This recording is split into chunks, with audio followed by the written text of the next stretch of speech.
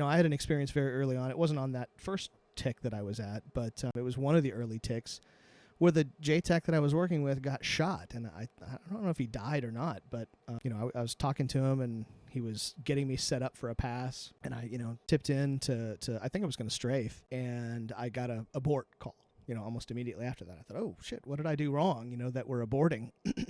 And the abort call had been clipped. And so I wasn't 100% sure why we aborted, but we were talking on secure radio. And as you're familiar, there's a little bit of static. When you first key the radio, there's a second or two before you can really start talking. And after I had aborted, I thought it was the same JTAC, was talking to me, but he was clipping every radio call. He wasn't, pushing the mic, waiting. So I couldn't understand what he was doing, and he was talking very fast, very panicked. Clearly something was different. And I remember, I think I was a little bit irritated at it, and I keyed the mic to him, and I said, you need to calm down, and I need you to slow down, and I need you to push the button and wait 1 second, and then speak very slowly and clearly.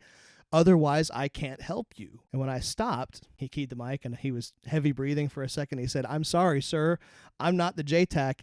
I'm treating his sucking chest wound right now. And that really was, didn't I feel like shit, for talking down to him like an elementary schooler when he's obviously under a really, kind of severe situation. So one of my first kind of realization, not really realization, but, it just really brought it home, that connection between, here's a guy who's no shit in real danger, dealing with real acute problem right now, but also I'm in a position to help, so that I found that incredibly fulfilling.